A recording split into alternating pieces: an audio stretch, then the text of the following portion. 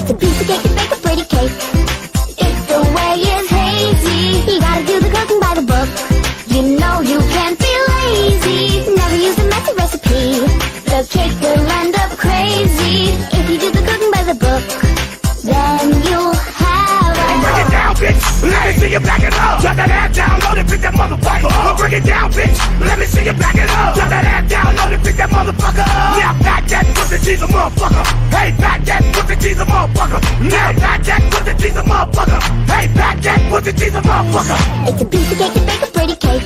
What? If the way is hazy, you gotta do the cooking by the book. What? You know you can't be lazy. Never use a messy recipe. What? The cake will end up crazy.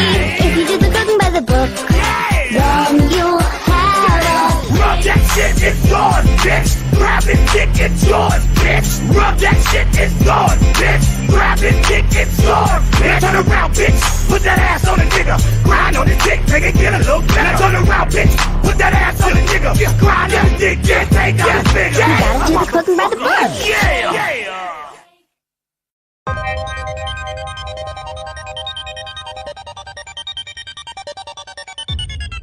Oh yeah, this Red Bull got me hyped up. Yup, I'm going crazy up in the studio. Yo D, pass me some Red Bull. I got Red Bull in my cup, yeah. Red Bull in my cup, yeah. Red Bull in my cup, yeah. Red Bull in my cup. I got Red Bull in my cup, yeah. Red Bull in my cup, yeah. Red Bull in my cup. I got Red Bull in my cup. I got Red Bull in my cup, yeah. Red Bull in my cup, yeah. Red Bull in my cup. I got Red Bull in my cup, Red Bull in my cup, yeah. Red Bull in my cup. I got Red Bull in my cup, yeah. I got Red Bull in my cup. Yeah, I got my Red Bull in my cup and I'm hyped up. I don't mix the syrup in it, if I did I'd be slowed up. I don't mess with sugar free cause I like the head rush. They call me Stacks Bingo cause I'm making your girl blush. Snapbacks, all I wear is snapbacks. All I drink is Red Bull and haters can step back. Top to top, head back, let's finish the cup. Got my red silver cup filled to the top and that's what's up. You can throw away that monster and that rock stuck too. If you ain't drinking that Red Bull then you're looking like a fool. I'm colder than a freezer and I'm hot like the sun. I think I need some more Red Bull to cool off my lungs. I got Red Bull in my cup, yeah. Red Bull in my cup, yeah. Red Bull in my cup, yeah. Red Bull in my cup. I got Red Bull in my cup, yeah. Red Bull in my cup, yeah. Red Bull in my cup. I got Red Bull in my cup. I got Red Bull in my cup, yeah. Red Bull in my cup, yeah. Red Bull in my cup. I got Red Bull in my cup, Red Bull in my cup, yeah. Red Bull in my cup, I got Red Bull in my cup. I got Red Bull in my cup, like a boss, yeah, I'm trippy, man, I'm drinking so much Red Bull, I think I might go insane. Yeah, I might go insane, I'm tripping on you haters. I got so much Red Bull like Baskin Robbins got flavors. I got work, my Red Bull look like that perp. I'm posted up at Seb's and I mix it with the slurp. I be drinking that Red Bull 24/7. Buy it at the gas station 7-Eleven. Got my gravy on and I got the Red Bull in my hand. I'm spitting fire on the microphone, you know that I'm the man.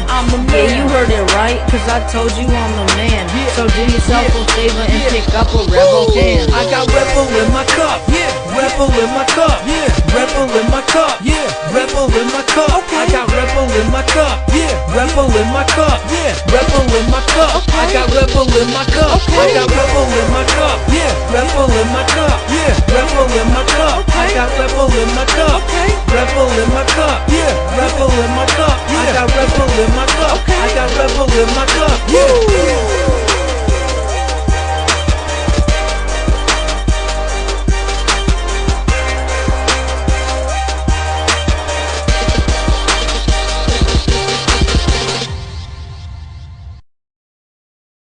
We can't pay our rents anymore, Luigi. COVID killed our plumbing business and our landlord won't give a shit and raise the rent tenfold. Brooklyn is fucked, Luigi. But Mario, I don't understand. You said we can make it this month, Mario. That was a lie, Luigi. I borrowed money from John Gotti so we could bring food to our table and treat your mushroom addiction. You're my brother, but I think it's time to move on.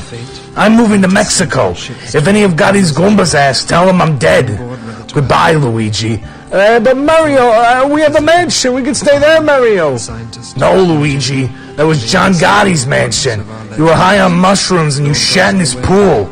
That was a week ago. Oh no, Mario, what are we gonna do? Run for the border, Luigi. But it's better if we split up. You go to North Nova Scotia or something. I'll be somewhere in Mexico. Good luck, brother. And not so fast, pesky plumbers. It is I, John Gotti. You owe me $200,000 and a pool. Oh no, it's John Gotti! Luigi, run! You can no longer run. I have my men surrounding your shitty apartment. I'm tired of running, Mario. Give me my mushroom. Luigi, what are you talking about? Mushrooms give me super reflexes, Mario. We're not running away. We're gonna end this here and now. Shit. Well, I guess we have no choices, Luigi. Now I'll follow you. What are you doing, you plumbing pricks? You can take away our lives, but you can't take away our freedom, John Gotti. Pasta la vista.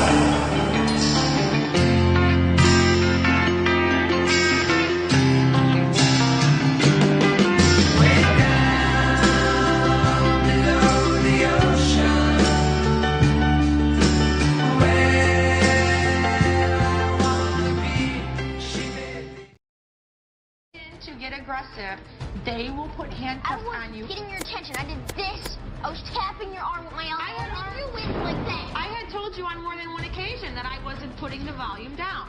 Well, you know what? I kept asking because it was driving me crazy.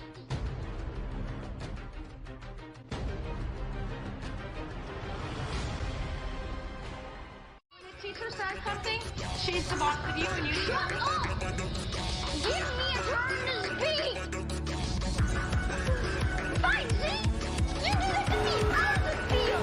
How does it feel to be told to shut up?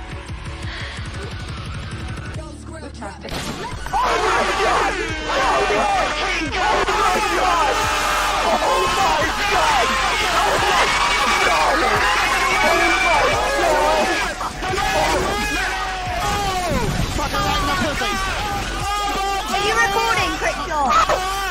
Get your ass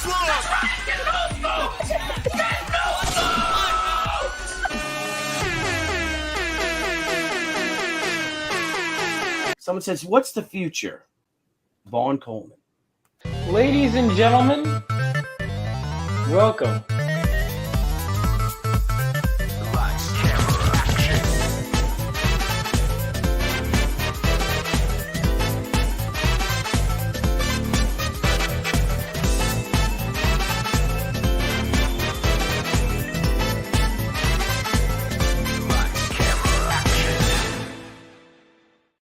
All right, hold on. Here we go. Got to focus in. Holy shit, guys! That was so. My everything died. Like I midstream, I was on Diabolical Souls Studio stream, and then everything fucking just. And then as soon as I'm about to start this stream, because I already said that the after party was going to be on my stream, suddenly the power came back. So I rushed. I got it together. And now here I am. I'm going to turn up the heat, man. In this room. But I hope you guys are doing well. So what do we got here? So the Indiegogo campaign was made for the few people that were like, I'll only back on Indiegogo. So I set the goal super low. We'll see how it does. Step back. On GG. The Kickstarter is really the one that I'm going to be focusing on more. And the Kickstarter, you could open, already has 6 backers. Okay, cool. We're going up. So, 1 second.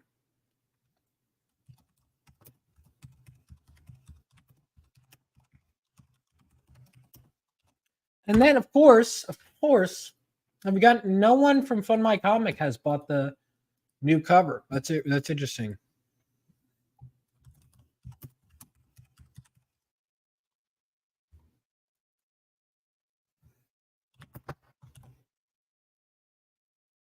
So there we go. it's now unavoidable. But let's see. I was hoping we could get this stretch goal tonight, but we'll figure it out.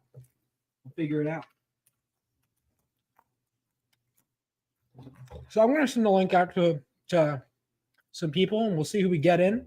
Keep things kind of relaxed tonight.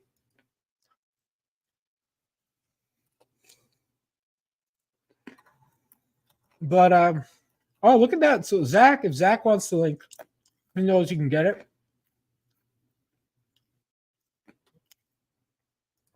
Oh, what do we got here? Let's what did I want to do? I had a plan.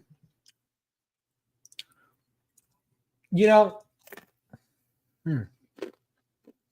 I shouldn't just be eating.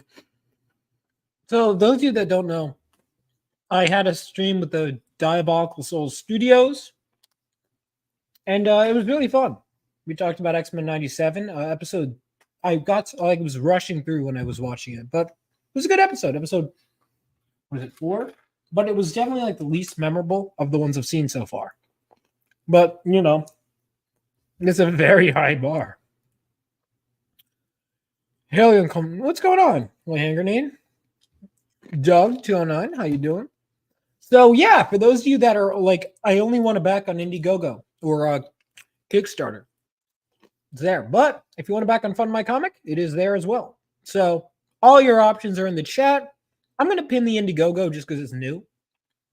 But really, they're all, listen, the money's green. But if you back on Fund My Comic, you do get that exclusive MIDI print by Zach, right? Now, of course, it does look better. Well, I don't even care. Fuck, screw the optics. All right, just get whatever you want. All right, you know what I mean? Like, I'll keep the money, regardless, or I make the money. So money's green. But yeah. So right now, let's pull up the campaigns and show where they're at, shall we? So, of course, screen sharing was canceled. Oh, I probably clicked that. My bad. Okay, here we go. So, Phenomenova is on Fund My Comic right now. And no one has backed. So, but what has changed, right? Well, we have the new back cover. I have to update all the campaign pages with that information. But, and I'll show that back cover in a bit for those new people joining. But, as you can see, we have the Buzz cover. Now, it's going to be colored, but check this out. This is cover art by Buzz, and it's amazing. And if you already backed on Fund My Comic, or if you're backing and you want it, you can go ahead and for a reduced shipping cost, add it as an add-on right here. $25 plus that shipping. But choose as an add-on tier, or if you're backing for the first time and you still want to use Fund My Comic, any of the variant covered tiers, you can go ahead and oh, that's weird. You have to do it manual. Okay. All right. I'll have to make sure it fits there. Add the Buzz cover to any one of these. So it is totally an option on Fund My Comic. But if you're more partial to Indiegogo, which no one has backed it from Fund My Comic yet, but some people have decided to, even though it's more expensive, back it. Because Alex, he really wanted that #1 backer number that he felt he was robbed of. So he decided to do it on the Indiegogo launch. So let's check out the Indiegogo, shall we? Right here. Right now. Boom. On Indiegogo, we have 2 backers. And I can't tell if they're any of the new people because both of these backers backed the Buzz cover. So I'm not sure if they just went over there from Fund My Comic or if any of the new people actually did back,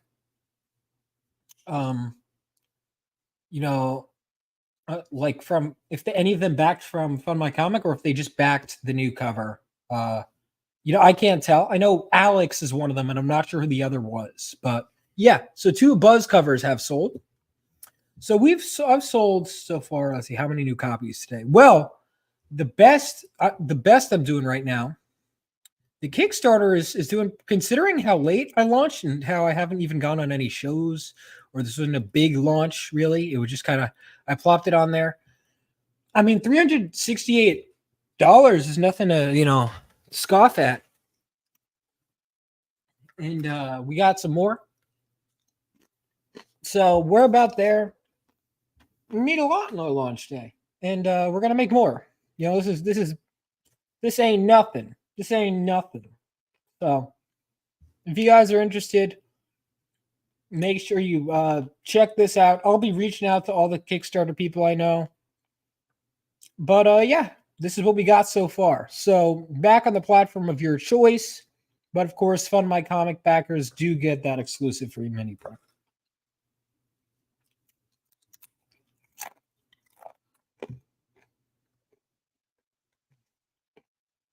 So there we go. There we have it. So what do we want to go through tonight? What do we want to do, ladies and gentlemen? Anything fun?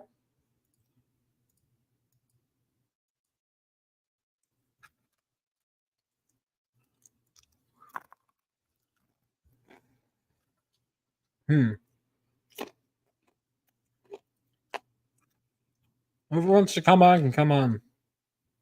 What do I want to talk about? Sing? That I won't do. Won't do it. Will not do it. Okay. So, what did I want to talk about? There was something I had on my mind.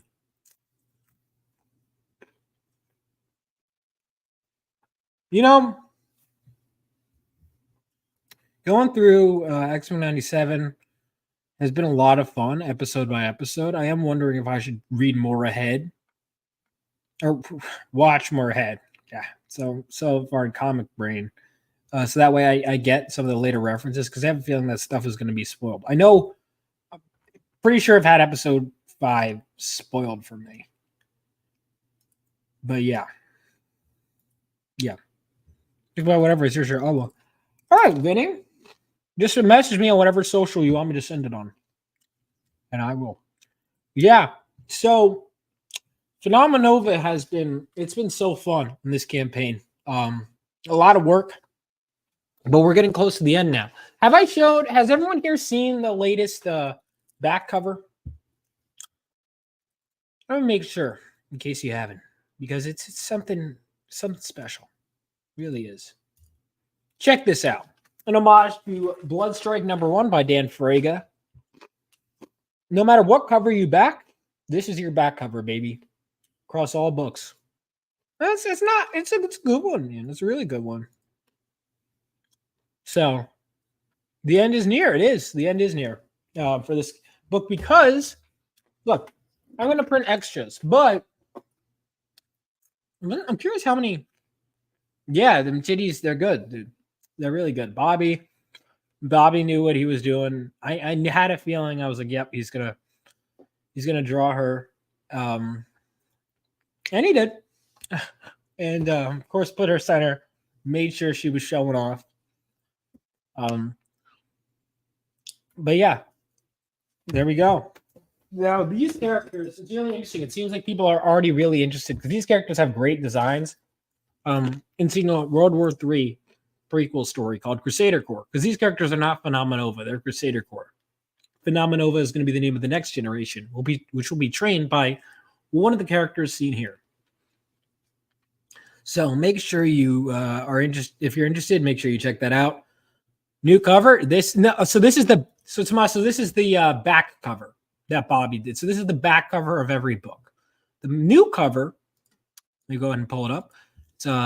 It's on Kickstarter. It's on Fund My Comic, but it's going to be cheapest if you've already backed it on Fund My Comic. That is going to be the best way you get it. Right here, Buzz cover. So you just go ahead there, and then it'll have reduced shipping costs if you've already backed on Fund My Comic. Check it, dude. It's so good.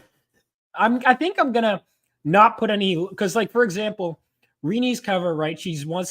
It's mostly done, but she's doing some stuff with the colors to really finalize it. And I think I'll add a logo some logos here. There's room for it. She's left room for it. I don't think I'm going to add any logos to this. And it is going to be colored. It's going to be colored by Dash Martin. But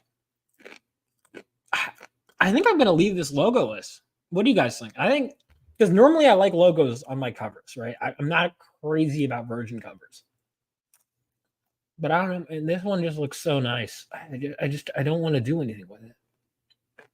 Because I'd have to cover Golden Gallon's head. I mean, I could shrink the art down, like what Bobby did. Like with that, where, you know, you see them all. Yeah. Oh, I could, dude. What would you guys want? Like, because here's the thing. I have a list of homage covers I'd love to do. Like, not just like of other comics too, but like, what would I do for Star Wars? I think a logoless cover would make it different. Yeah, I'm in agreement. Like this, I don't know if I like. All right, I don't know like what that piece is fucking. Yes, dude, it's Buzz killed it, man. He killed it. He just from the thumbnail alone, I knew it was going to be something special. And I hope, and I know, I understand. Look, variant covers are just, most people just back the main cover. And I'm normally like that too. Like, I usually don't back variant covers, but sometimes I will. Sometimes I will.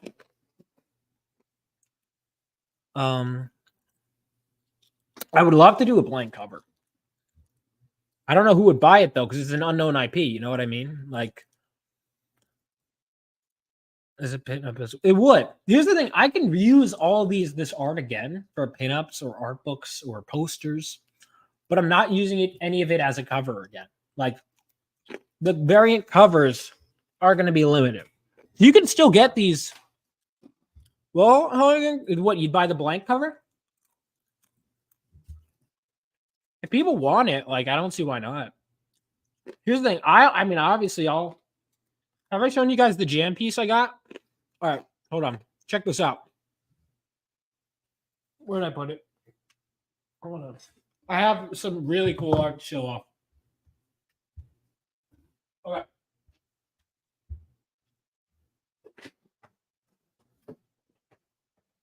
So at Garden State Comic Fest, 5 members of my creative team. 5. The Vaughn variant cover, yeah, that's.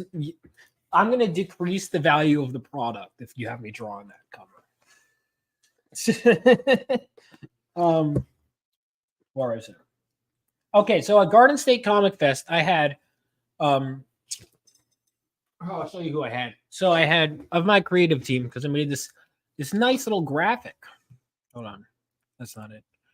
Where is it? That shows off the creative team. So at Garden State Comic Fest, so obviously I was there, and then you had Bobby, Jules, Buzz, Zach, and Nick. So Zach and Nick were the ones that did this mini print. Nick colored it. Zach did the pencils and inks. Jules, of course, did the trading card art. And she also did the Final Fantasy VII homage. And then Bobby did the logo design here, this art here, the corner box art, and he also did the design for the trading card. He's doing the blank, like the pages that'll have credits and stuff. Like, he's my lead graphic designer, right? He's doing all that stuff. So I had all those artists there. And I was like, all right, I'm going to have them all draw on this. And they all agreed to do it. And I was like, you guys can draw any Phenomenova character you want. And you know what? I'll take it out of here. This is the result. So first, Zach, of course, drew Dark Cloud. And then I asked, Bobby got first dibs the next morning. We were drinking the night before. So I asked Bobby, well, who do you want to draw? He goes, give me a second. Let me. So I'm like, okay, I'm giving it to Nick, knowing that if Bobby was going to draw her, obviously.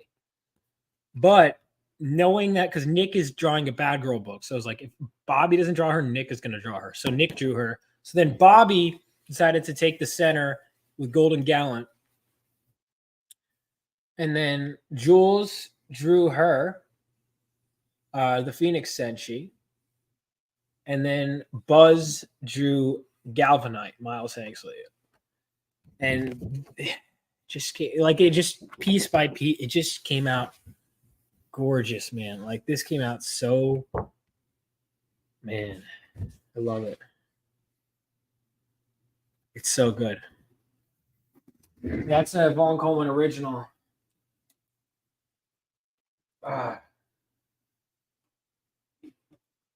And then Bobby has the original cover art. But hold on, let me put this back in here. Dude, owning original art, I tell you, man, it's a good investment.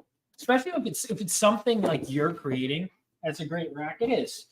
So this is the corner box logo original art that Bobby gave to me. So again, if you look at the campaign page, I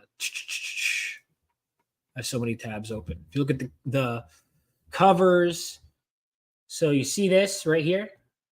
You can see it on all covers. Which, by the way, my logo guy, he added those different colors for each thing. I didn't even think of that. He changed the colors for each one. I love that.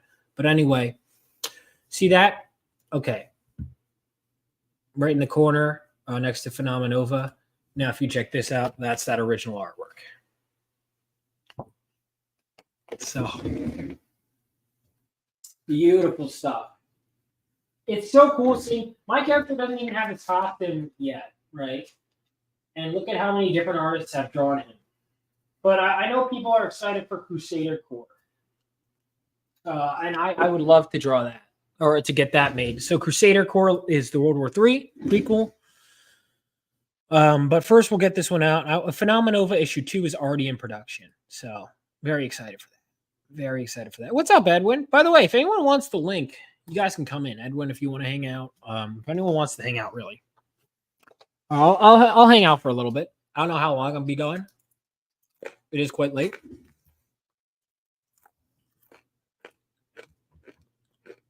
Well, let's see. The covers are selling like so far. The Buzz cover, I didn't really do as much of a launch for it. So, but dude, this might be. I don't know. Like, it's such a good cover. It's such a good cover. I don't know. All right, you know what? Let me ask. All right, I'm gonna do another poll in chat. Let's start a little war here. You know.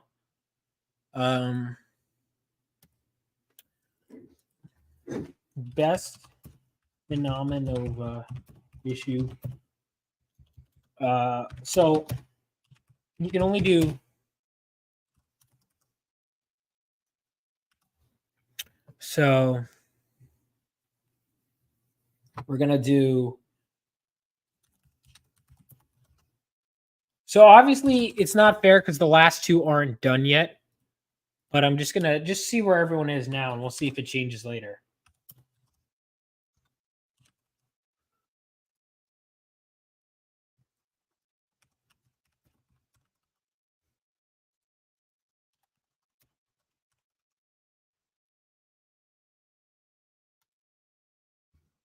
All right.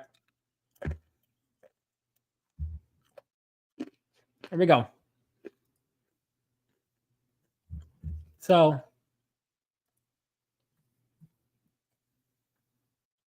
the 4 covers, what's everyone's favorite so far? So again, we got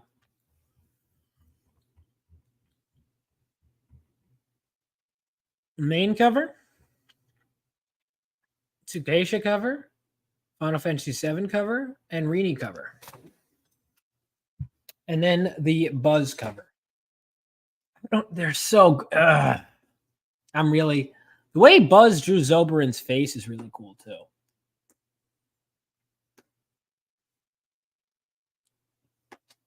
So I don't know, man. I like all of these. I like all of these, which I should, for the record.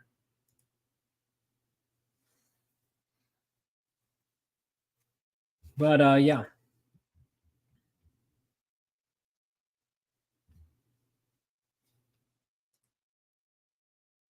Like here in Villain Face Offs. Yeah. Reenie's cover is great.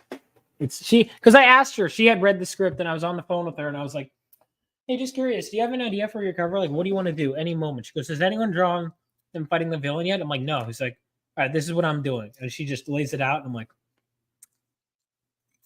let's go for it. She was like, I want to draw the hero and villain fight. I want to draw him fighting Dark Cloud. I love the baseline cover. I've been on cover most since you're so good. I'm not good at drawing at all. That's the tough part, is everyone keeps telling me how talented of an artist I am when they see this. And I'm like, I'm not. I wrote it. And no one's read my writing yet, except for a handful of people that do think it's good. Early on, some didn't, and I improved greatly. One of the best things is when people tell you they want to care about your story, but they don't. It's one of the worst things to hear, but it means they need to rework. And that is the most work. There's some people that just won't like your story. It's just like there's some people that just don't like certain movies. You know what I mean? Like it's just how it is. Or certain stories. It's just how it is. But you drew Irene well. I did. I draw a great Irene. And she's even acknowledged it. But it's been so cool just seeing different art. And I have different people. I'm excited for one artist I'm bringing on to draw a cover for issue 2. Let me put it this way. It's someone who I've worked with early on. I was an editor on something this artist did. Let's put it that way. So if you're experts on Von Coleman lore, you might be able to figure out. Oh, this is something I want to point out. So we were talking about what's harder to do, writing books or drawing them. I mean, objectively, here's the thing. Objectively, probably drawing, but writing is something that it is hard in some ways, but in a lot of ways, it takes a lot of work. And I will say this, a lot of people just think, yeah, because anyone technically can write. Not anyone can draw a comic book. Everyone can write, but like, there's a lot of beginner level writing. And that's one of the problems with the self-published scene is, you have to, this is me being harsh. People need to learn to write professionally, even if you're not publishing professional. If you want to be seen as a professional, you have to write on a professional level. My writing, well, I'm getting a lot better. I got a lot of feedback on issue 1 before I was ready to move forward, and probably get some more before I ship out, though I do want to. We'll see. We're getting close. We're getting close because people don't realize, like, oh, September is not that far away. But, dude, I want it to be ready soon. And we'll be ready soon. Okay. So, hang on. I want to point out something. So, there's an X-Men issue cover. I was just thinking about this earlier today. That I don't know. I just find very funny. And I'll tell you why. Good issue. Good issue. Uncanny X-Men 188. Now, you might say, Vaughn, what's so special about Uncanny X-Men 188? Let's take a look at this cover, shall we? Okay.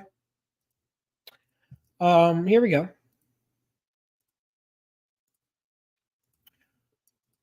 All right. Class, why do I find this cover funny? I'm going to let you guys kind of figure it out in chat.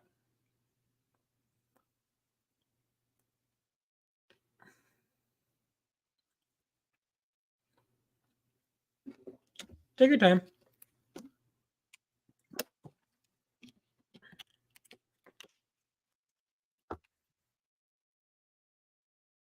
Oh, it's not hard? Perhaps you can do it, Marami.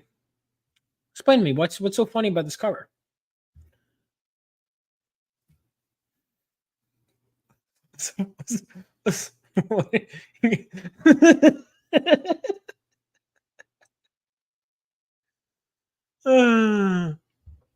Love it.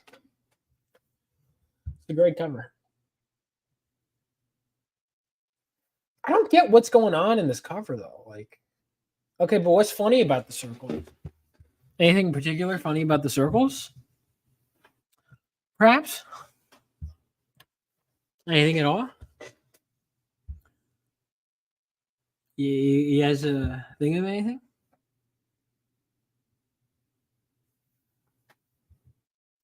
Just bang. Do you want the link? Wait, hang on. Did you message me on any socials, Vinny? Which exactly. Which one? Which one is funny? What's funny about the circles, hobo? What's funny about them? What's so funny? It's just a shape. Why would a circle be funny? Could you care to explain, anyone?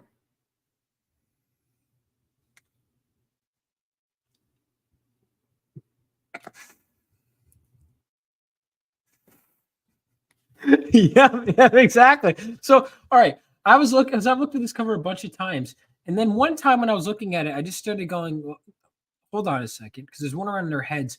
Why is every single one around there? Why is there a circle around each and every person's crotches?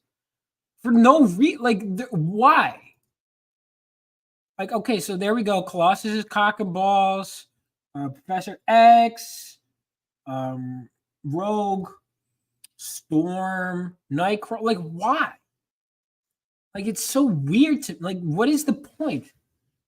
I don't get it's because I don't think it's particularly relevant to the plot of this issue. Is it? I just don't understand. Maybe I should homage this cover.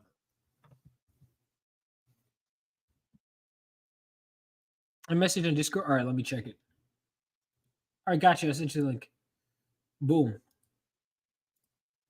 Yeah, I fucking love. Listen, JR drew some beautiful covers, but I really do think he was taking the piss out of Chris Claremont sometimes. I don't know, because I can't. Why? Why? why is he doing this? It's so weird, man. Mutants become mutants, but these are grown adults. But Nightcrawler was born. Hang on. So Nightcrawler obviously was born looking like that. When did his power to teleport manifest?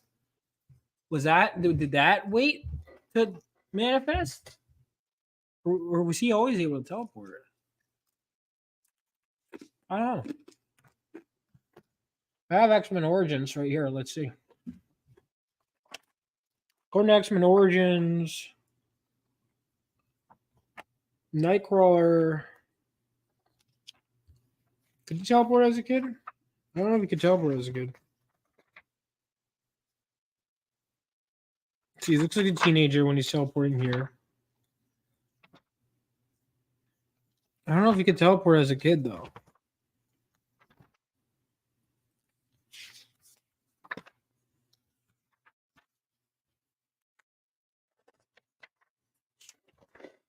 Well, it doesn't really show. So I don't know. I can't figure out if Nightcrawler, X-Men Origins Wolverine, a good movie. I'm sure you think that. All right. But yeah, anyway, I don't know. I thought that was funny.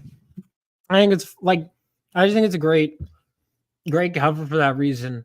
JR did some really weird shit with his X-Men run, man.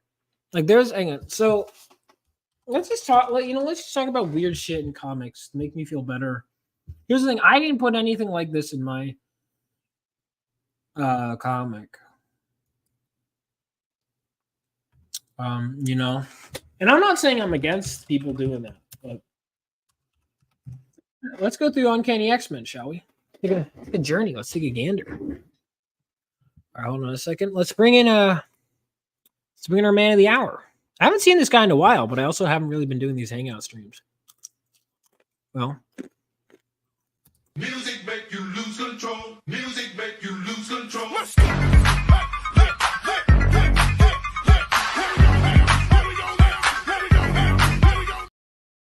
what's going on, man? How you doing? It's been a minute. You got your art table. It looks good, man. What have you been working on? I can't hear what you're saying. Is that a problem? You can't hear me?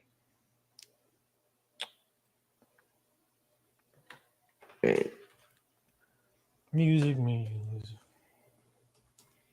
Hold on a second. Well, while we figure that out, we're going to go ahead All right, here we go.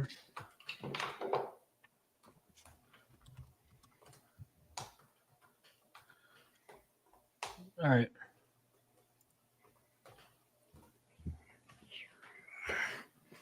All right. Here, while he's doing that, we're gonna figure this out. So let's go let's turn back the clocks. Look at how much he wrote, man. What a chat. 193, baby. Did he just leave? Oh no, he just muted himself. Well, he wasn't that originally. Sorry, Oh. I had troubles with my mic. Okay, that's okay. Yeah, I plugged it in weird. So is it good now? I think it's good now. All right, how you been, man? It's been a minute. Really good. I've been really good. I've had a lot of projects I've been doing lately. That's good. A lot of projects. That's good. That's really good. Yeah, it's been really good. I've been working on this comic for a while. Oh, you got a comic? Let's see. Yeah. Anything you want to show? Anything you want to show, or we keep it a secret? This is the final issue. Not the last page, but this is the first of the final issue. Oh, how many? You're doing multiple issues? Yeah. Well, I've been working on it for 2 years now, I think. It's been a while because I've been doing everything hand drawn, and inked and everything, and more on lettering everything by hand and stuff like that. But it's not super long. It's gonna be one issue. But I have I have a club at school, and I do that every month. We try to do a comic and every kind of short stories 3 pages long. That's awesome. That's really good practice, man. That's really good practice. Yeah. This is one from the second issue, but it's all supposed to be one story. So this is one of them. 2. Oh, dope, man. I'm very proud of that panel. This one that was good. That's awesome, dude. Yeah. Also, I've been trying to do film stuff too. Dude, I know it's tough because I did film, so I understand it's tough to balance, man. It's tough. It really is. I've been trying to do this at night, and then I try to schedule. I finally finished the actual final script a few weeks ago, and I'm trying to get my friends and trying to get all the actors ready for it. That's awesome. Oh, sorry, I haven't been able to take a look at that. I'm so busy. No, you're fine, dude. I get you're busy. I'm busy too. I have a job too. Dude, it's shit eats away at you. Publishing too, self-publishing, building an audience. Yeah, you've been doing a great job of that. Thank you. Sometimes I don't feel like it, and then I can definitely. With creative stuff like that, it's always with a feel, kind of. That's why it's been taking me so long for this final final comic thing. Yeah, man, it's a lot of work. It's a lot of work, but it is. Yeah, I've seen you. You've been growing pretty well. Yeah, I guess so. I guess so. It's weird. My YouTube following isn't that big, but every new subscriber is a potential new backer to me, which is just really good. Yeah, and you've also you've been getting more viewers on the streams too. Have I? Yeah, I guess that's good. Yeah, with more of every with the gaming. Yeah. Gaming streams have been. Here's the thing: it's a slow crawl. Yeah. Then I'll be like Wendigoon. That guy blew up out of nowhere. Yeah, that's true. Insane. His channel growth has been crazy. But anyway, to get back to what we were talking about. So Uncanny X-Men 193. Professor X wakes up. The Morlock Slayer dressed. Hold on. Why is it zooming in at the worst part? Just dressed like this. Oh, and he's like, what? He's like, where the grief woman? What have you done to me? And this is never elaborated on. He leaves, and that's it. Oh, you got Cosby'd or something. That's not, so Callisto, he was what the fuck? And they just kind of shrug it off, and I just it's never addressed again, ever. That's so. Weird. That's why I think JR, I really genuinely, because this was 5. I think he started getting balls. This was 5 issues after that last cover I sent, where he circled everyone's balls. I really think he was just fucking with people. Honestly, I'm curious though. Yeah. His art is so good, dude. I love JR. I don't care what anyone says. I've been reading some older comics too. I've been reading the Dark Phoenix saga. Oh yeah, hang on. Have you been? Did you? Do you need a reading order for Claremont's run, or did you just read the Dark Phoenix saga? I only have it would be nice, but I've just been reading like the Dark Phoenix saga. Okay, because I could give you the whole run because there's like 40 issues before that, or 30 issues really, and then there's like after that because that's the run. What I was just showing you, that is Claremont's run. Like that's okay. Yeah, I got that. Yeah. Yeah, but what do you think of the Dark Phoenix saga? Because I love it. I think it's really good. I really think the subtlety of the change and Jean Grey is really like interesting. Even though you know what's gonna happen after, but like if I was like reading that like back in the 80s, like that would have been really like interesting. And, like he has a really good style too. Like but like sometimes like as a reader he reads like a graphic novel reader a little bit. It's kind of like he has a lot of exposition because to catch you up on like what happened before. Yeah. But the Claremont had to do, but sometimes he did over explain, but he got better at it as he went on. Like he got better at being more brief. You do see him so Dark Phoenix saga was like 5 years into his run, and it's like that it was by far the best thing up until that point. Not saying the other stuff wasn't good. Actually, the story right before that was the Proteus saga, which is liked. But it was like literally January 1980 is when the Phoenix saga starts, and it just takes off. Like the Phoenix saga, because there was a Phoenix. So the Dark Phoenix saga is its own thing. The Phoenix saga came out first. Yeah. So there's a Phoenix saga and a Dark Phoenix saga. The Phoenix saga is interesting. It's not as good, but it is good. But yeah, I mean, what's crazy about the Dark Phoenix saga is like it's already built up. So I think in the 9 issues you don't have to read the other stuff, but it is built up from the issues that came before it. Oh yeah. So she becomes Phoenix in the Phoenix saga, and you slowly see her mental space deteriorate. And like with the shift of her like using her powers more and more. Yeah. Like for her own use. Like exactly. So like by the time the Dark Phoenix saga takes off, like Jean and Scott had just reunited. They thought each other were dead for like a good 10 or so issues. Yeah. A little more than 10 issues, I think. And so by the time they reunite, it's like, oh my God, like you're back. Mm-hmm. And then, but by that time, Scott has like Jean's kind of been losing it. Yeah. And you could see her, like you said, yeah, that's a good point. I hadn't thought of that in a while because I haven't read it in a little bit. But like that she was like starting to use it for more and more, like even down to the point where she like manipulates Kitty Pryde's parents' mind. It's like Jean would have never done that.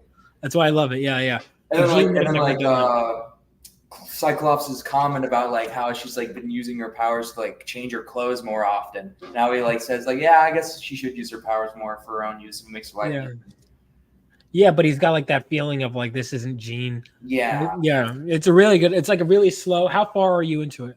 Oh, I'm like halfway through. I've read like about over 100 pages of it. So I've gotten to when like they kind of defeated the Hellfire Club pretty much. Oh, all right. So then you're really at the Dark Phoenix stuff. Not like fully. I'm probably at the part where they almost like they broke into the Hellfire's Club like thing. Oh, like, okay. The party, and like it's at the end, and like I forgot the guy's name. Like the master illusionist like kills him. Oh, Mastermind like kills Cyclops. Like kills Scott in the is that where you ended up? Dream thing, in the illusion, which I thought like the whole telekinesis system, like telekinesis, like kind of like power systems, like really interesting. Yeah, there's a lot of telepaths in X-Men. There's so many. X-Men. And like how he kind of like describes it makes it seem like there's something way more into it. Like, it's kind of like a little bit of like an anime with like a. Yeah, so Mastermind is interesting because he's not a telepath, I don't think. He's more of like, he can create mental illusions. but he's not.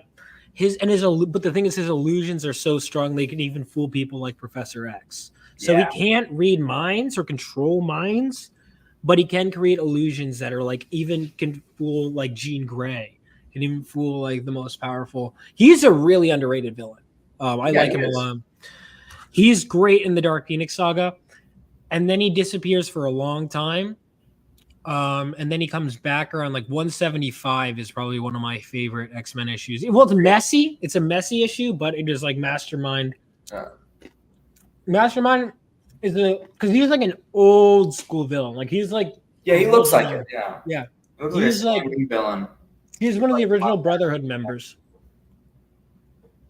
So all right. So you're about that halfway point. So you're at the turning point in the story. Yeah. And then if you want, you can go back to Giant Size X-Men #1, or here's the thing: you can immediately get the Days of Future Past trade because it picks up right where that one left, where Dark Phoenix leaves off. Like because Dark Phoenix Saga and Days of Future Past are really close together. Mm-hmm. Really cool. Yeah, I love the issue with Wolverine. Oh, Wolverine lashes out. Issue when he's like alone in the sewer line after he went against that like gravity guy. Yeah. One second. I got to bring in the next guy. Yeah. Here comes the money. Here we go. What's going on, Sammy 3Pete? How you doing? Good, buddy. We're talking about the Dark Phoenix saga. He's reading it for the first time. Oh, nice. Yeah. It's been a little while since I've read that. This fucking panel. Oh, Wolverine. Yeah, that was a great panel. Like when opening that up, I was like, "Whoa!" I saw that panel before I read the issue. Yeah. Well, I mean, it's used in everything. Like, just like so. I have like I had like a bunch of books on like intro to the Marvel Universe and stuff like that, and it's iconic. Like, yeah, it really is. I think that's one of the moments, like the seminal moments where Wolverine became what he is. I think there's a few moments you could point to. Yeah. I think it's that issue. I would say even though it's not as iconic, the issue when the story arc when Alpha Flight gets introduced, which is right before Dark Phoenix. But I'd say another one, the Wolverine series of Frank Miller. Obviously, this is one of the most crucial ones too. I actually just picked that up because I realized I didn't have it. I was going through my Frank Miller stuff, and I have like most of his Daredevil run, and it's so good. Yeah, phenomenal, right? And then it was like, and then of course like Dark Knight Returns, all Mm-hmm. Then I was like, oh, I don't have Wolverine. I'm gonna have to pick that up. But another one I've been looking from him is Ronin. I haven't read Ronin 2 yet, but Ronin is unapologetically Frank Miller. Absolutely. Is there an omnibus for Chris Claremont's run? There's multiple. Dude, there's no way you could fit it in one omnibus. It's got to be like what? Like I don't even know. That's Chris Claremont's run. Oh, no way. Yeah, that would be like 10 omnibuses, I think. That was like before I really knew what I was getting myself into. There was one time and I got excited when I saw it. And I didn't like read the cover, but it was omnibus, but I was like, oh, cool, the Onslaught Saga. And then I was like, wait, no, that was a huge run. And I was like, oh, volume 4. So the first thing I bought from the Onslaught run was volume 4 of the. How big is the Onslaught thing? Onslaught is huge, dude. I mean, that went for, I want to say, what, like,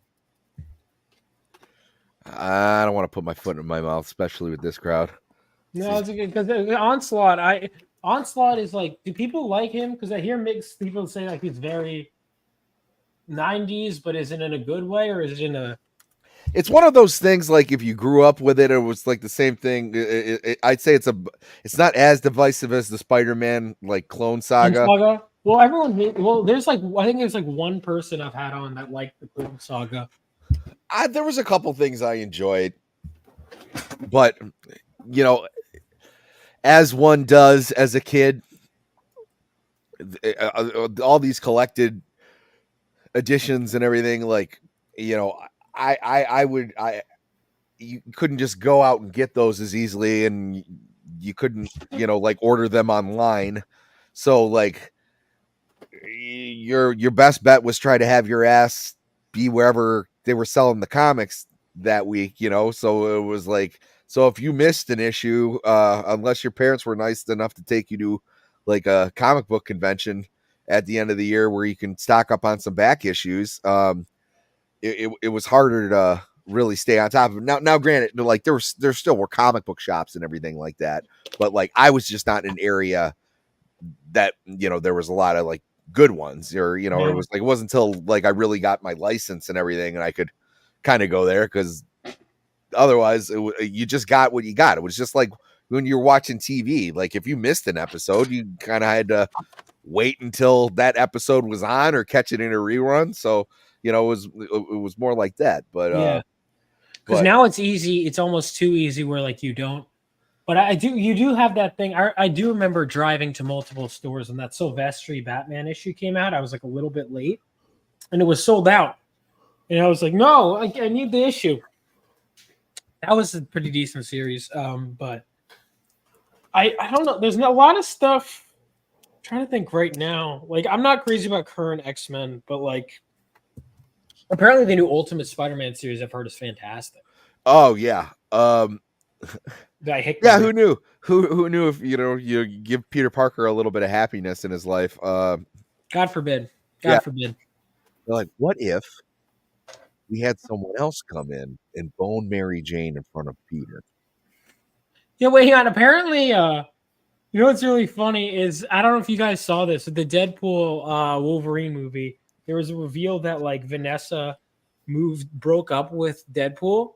Apparently, is a leak, and the reason they found that out was because Zeb Wells is on the writing team, and they were like, "No way! Does that mean he gets cucked?" And who hurt you, Zeb? Who hurt you?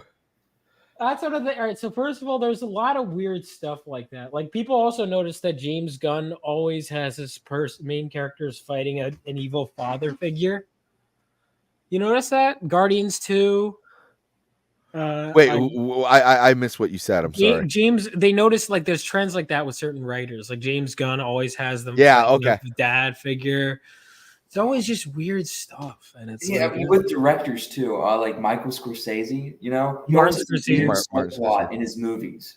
Weird what? The weird love subplots, like in the Bull, Raging Bull. Like the main character cheats on his wife, or on Mean Streets, he has an effect. Like he dates. Like his friend's cousin, or daughter, stuff. It's funny you mentioned Raging Bull, because I just met that actress. I should see if I could get her on my show. I met her at a convention. Kathy Moriarty, like the wife. The wife in Raging Bull, the blonde one. And then he's like, "You're cheating on me, bitch!" Bull, like he's always hitting his fucking wife. That movie. Raging Bull, yeah, he's Jake LaMotta was fucking nuts. Any story you want to tell about a guy who gets punched in the head for a living, I'll believe it. Yeah, Raging Bull. All right. So, what do you think is Scorsese's best? I haven't seen all of them. I haven't seen Gangs of New York yet, but my favorite. I like Goodfellas. That's a plan. Goodfellas or Casino. I like Mean Streets and all, but like the ending of Mean Streets is weak though. Mean Streets is weak. It's very like discombobulated, but you can tell like the vibe of it all. It's very like. I like Casino. Casino's great. Because the thing is, I watched a little long for class. I think Mean Streets. Mean Streets is phenomenal. You see, I don't know if I'd say it's phenomenal. I think it has the bearings. I think there's a lot of good elements, but I agree with you. Taxi Driver. Taxi Driver is better. I think Mean Streets is a bit messy. Taxi Driver is a great movie, but like Travis kind of bugs the shit out of me, dude. Like he's like the proto incel. Like, I love him though. Yeah, Yeah, he's got like the edgelord vibes. Or how about when he takes the fucking girls to porno? I'm like, you. Yeah, that was so weird. He's like, because I'm like, she's got this girl is gorgeous. She's sweet. And then he takes her to the fucking porn theater, and I'm like, what are you doing? And then he's like, and then he comes back like, "What's your problem, bitch? Like, what are you talking about?" Like, what do you mean? What's her problem? She didn't do fucking anything. Oh, I hate women. You know, and it's supposed to just show Like, like how disenchanted he is, disenfranchised he is with the whole thing. That like he's literally, and how secluded he is, where he doesn't even realize that that's like an inappropriate thing to do. You know, like, but it just comes across as like weird and awkward, and like yeah. I was like, I would have made fun of you in high school. Yeah. And then you would have gotten shot. Yeah, no, I didn't work for Harvey Keitel. I would have been fine. The porn theater date is a pop culture reference you didn't get. There was a famous Hollywood womanizer that did that. Is that true? I don't doubt it. Was he trying to be a womanizer in the film though? Like, yeah, I thought he was just trying to impress the girl. Like, makes sense. I just thought in his sick depraved mind was like, I kind of want to sleep with this person. Because don't you have to actually get laid to be a womanizer? And I don't think Travis Bickle was getting laid. Vaughn, who's your friend here? This is Telebub. So he's an artist, and then Sammy 3P. We were just on talking about X-Men 97. Yeah, sorry, I didn't introduce you guys. Yeah, I was just going to say, hey, he's an artist. Welcome. I also see that you're in the Giant Chair Club. Yeah, I didn't even notice it. I'm on. I should get a new chair, but this one's okay. But yeah. So Sammy, you have a YouTube channel, right? I can link it. I do. I got one video on her. I'm relatively new. That's fine. You got to start somewhere. But yeah, Sammy. So Telebub and I, we worked actually. I forget who reached out to who first, but we found each other through Instagram, right? I did. It was okay. Like, I don't know how you could. We both found each other through comics. This horror contest thing. Yeah, which I'm sorry didn't go anywhere. By the way, they didn't end up going anywhere. But we worked. We just started working on like talking, and because he's an artist, I'm a writer, and then we just started talking, and we've been hanging out. But yeah, he does comic stuff, and then Sammy and I met because we do weekly reviews of X-Men 97 episodes. We just did episode 4. X-Men 97 is awesome. It really is awesome. Well, I was aware of you when you were promoting your comic on Gooch's channel, and I was like, and then I was talking to him. He's like, he's going to be, you know, Gooch was like, he's going to be on X-Men 97, and I was like, sweet. Yeah, that was a fun interview. Yeah, well, I was gonna say, dude. Usually, you sold me on that comic. I was like, this guy is a student of comics. Yeah, and I appreciate that. Thank you. Yeah, I appreciate. I think a lot of people, what they tell me, the reason they buy mine is because, they could tell that I'm actually a fan of it. And I think that's important. I think when people, and you don't have to be a fan of literally everything, but when you show that you have a passion for the medium, I really do think. It translates better. I was like, there's certain things, and don't get me wrong, it doesn't always translate. I was like, I mean, there's a bunch of stuff that Kevin Smith did that I was not particularly thrilled with. But I'm not going to say that Kevin Smith doesn't know his comics. I don't think he knows them as well as he thinks he does. But although I'm not here to take pot shots at Kevin Smith, but yeah. I think I remember now. It was a contest with Phenom Comics about the Ninja Bear Hunter cover contest, and I think it evolved from meeting you. Oh, that's really where. Yeah, so Hunter Ninja Bear was the first comic I edited. Yeah, nice. Yeah, this one was fucking. I mean, what a way to start, man! Like. And I still haven't gotten to meet Chuck. I was finally going to meet Chuck Dixon at MechaCon, and then he canceled. He couldn't make it because he was sick, or someone in his family was sick. He couldn't make it.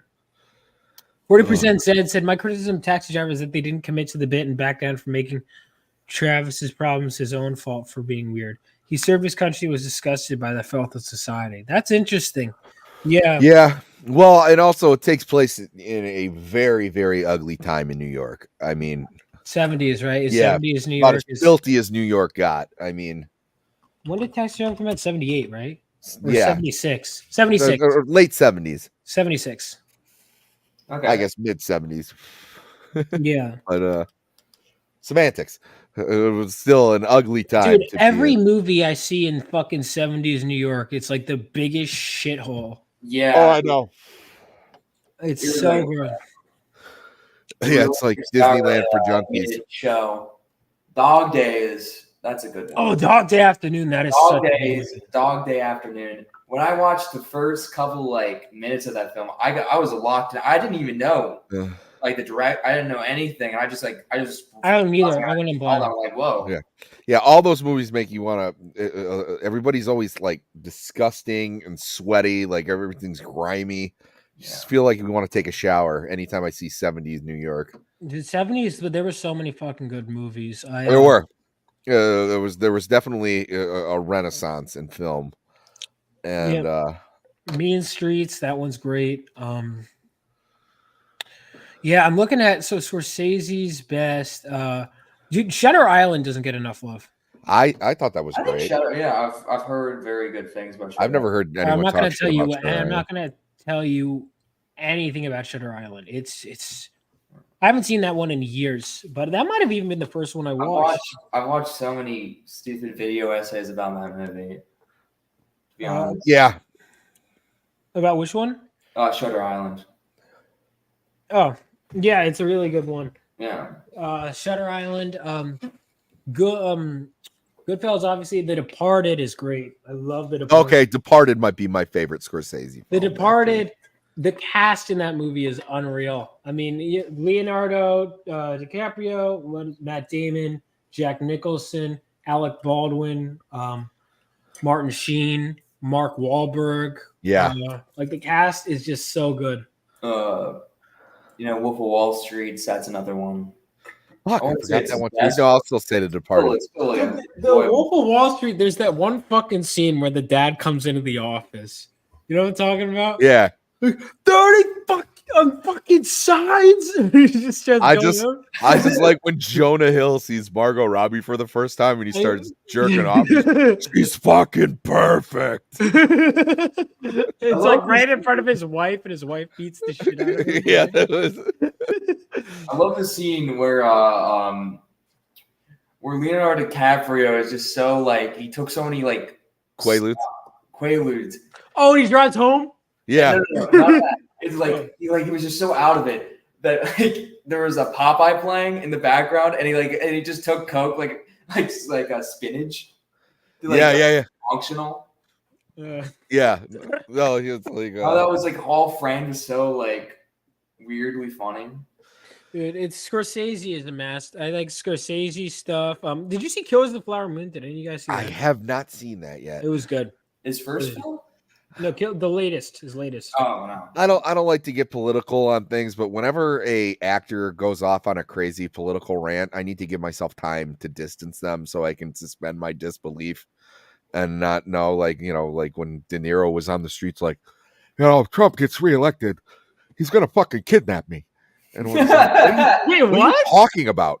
He does. You were calling him a mook.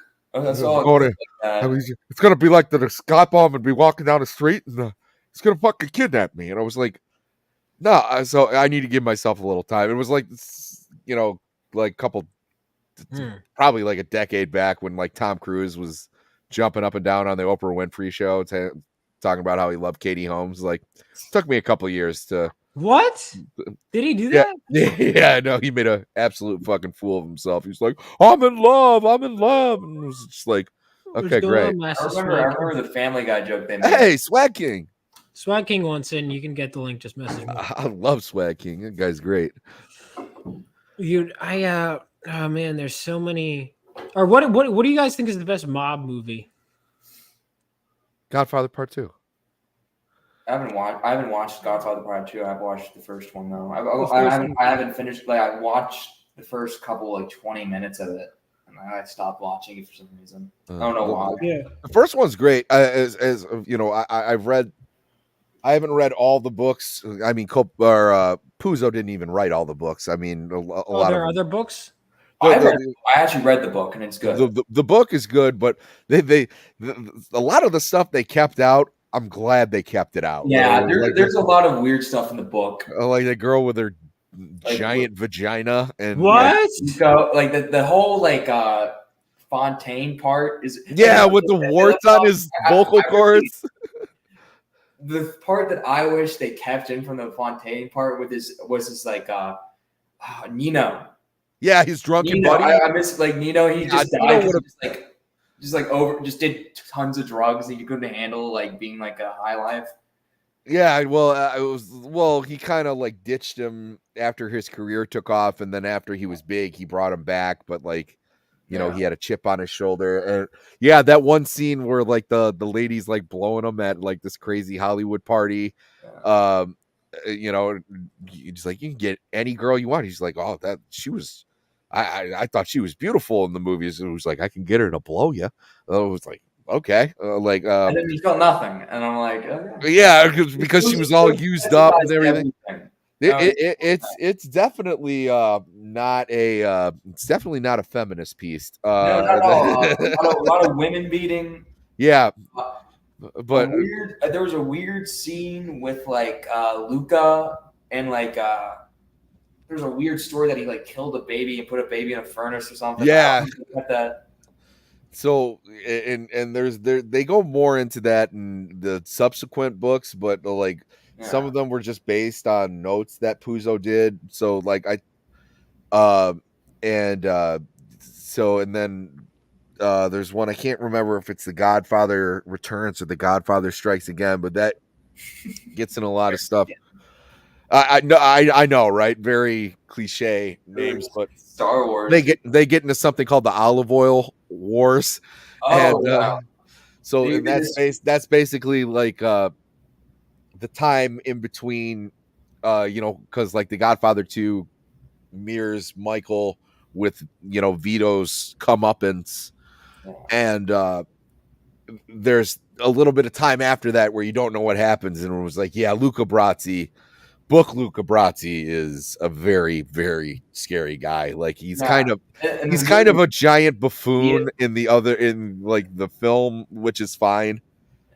Which I think he was actually like a mobster. Yeah, he was an actual like Columbio type guy. Yeah. I know. I watched that too. That was freaky. But yeah, no, I can go on about The Godfather forever. Dude, yeah, I've been rewatching clips from it, but I haven't rewatched it. Like I enjoyed it the first time, but I think I was really because the first 2 hours are like build up, and then the last hour of that movie is fucking. Yeah. Actually, if you guys hadn't seen, shit, now I forget it, but it's on Paramount Plus, but it's basically like a mini series on like the story of like producing the guy. I forgot what they called it. I can't remember like, either. It's killing me. The Proposal. The Proposal, yeah. I watched. I don't think I finished that, but I watched some of it. It was pretty good. It was. Yeah, no, it was pretty good, and it was like, you know, The Offer. Someone. My grandpa's from. Was it The Offer? No, that would make sense. The Offer is probably better. The Offer. Okay, yeah, The Offer is. Ruddy's experience making 1974 The Godfather. And you know, my grandpa was like from Sicily, and I remember like talking to him about things, and like apparently that was a big thing with Italian Americans. They did not want this fucking movie to come out. And, why is that? Well, it just negatively portrayed. Yeah, it was like, you know, you think everybody. And you know, that's how it is now. Everybody, it was, you know, you say you're Italian, it was like, oh, don't whack me, or you know, something about sleeping. My great grandfather also, funny enough, came from Sicily. That shit used to bug him. It was like, you know, like we'd be watching The Sopranos or something. My grandpa, what the fuck are you watching this for? You know, like it's just a show, Papa. Relax. Yeah, with my grandpa, you know, he's a second generation guy, so he's like he embraces it a little bit more than anything else. No, he's dude was off the boat. Like, so my grandpa, I think his father was a diabetic, and they had to travel to like keep up where like they had like insulin and stuff in stock because it wasn't rather. So by the time he got to Ellis Island, he could speak 5 different languages. And he was like, and then he moved to Detroit and he was a barber, and which wasn't a terrible living back then. He did well for himself, but it was like he was just like, it was so weird. He was this extremely like cultured man, and then it was like give you a haircut.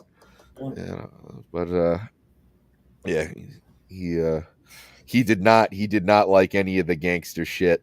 He was not a fan. Damn.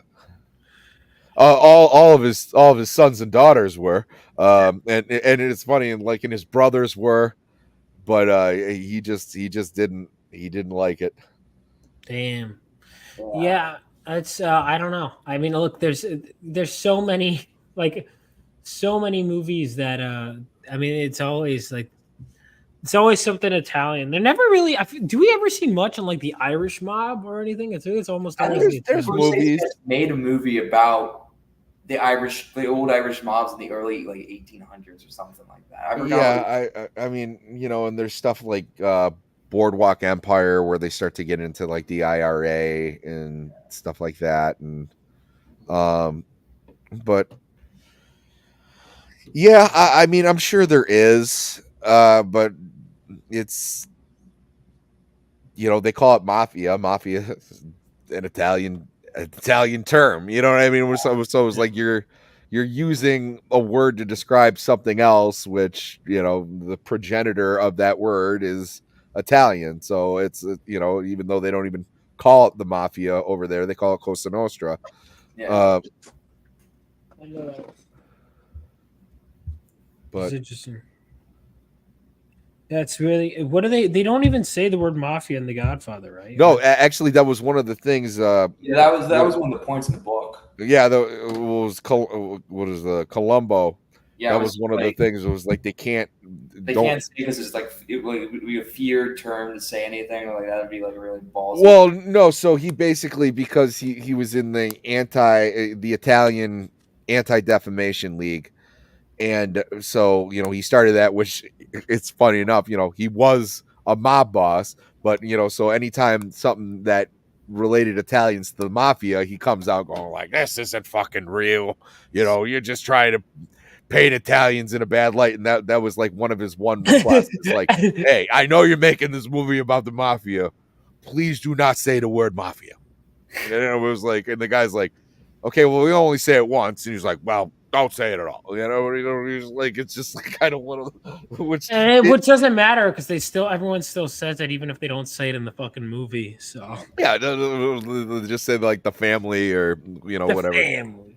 Yeah, but yeah, we are on Kickstarter, guys. So Fund My no Fund My Comic. No one from Fund My Comic, it seems like, is getting the new cover that just came in, which is fine.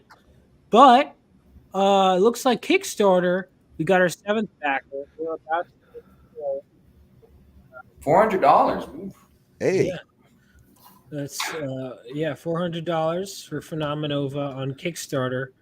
Man, I'm chomping at the bit to read it. Yeah, I'm excited. I want to get it in people's hands. I'm already starting doing character designs for issue 2. Nice. Issue 2 is going to be 20-something pages, so it's going to be much shorter but a faster turnaround time. But the way I'm writing it is accordingly. I want people to get like. Are you like? What are you trying to do? Are you trying to do like a monthly book or like? What I don't think I'll be able to. Listen, I wouldn't if I had the resources to do a monthly. Eventually, that's my goal. But for now, how would you even do a monthly? Like, even if I just have to do campaigns, it's a couple issues at a time. Like, so initially I wanted to do issues 2 and 3 back to back. I don't know if I'm still going to do that, maybe, but I'm going to at least do issue 2 is going to deal with the main character's training with one of the veteran heroes from World War III. And then issue 3, you're finally going to get introduced to the title team of Phenomenova in all their glory. Cool. Okay, that's smart. That's cool. Yeah. And then I'm going to rewrite issue because I've written the first 8 issues, but I'm a much better writer now. So I want to go back. And because one of the best things I learned as I got better is condensing information. Like, as you look at how much shit they cram into X-Men 97. Less is more. Yeah, less is more. Sometimes more is more. Like Visual medium like that, you gotta like trust the artist sometimes- to really portray that.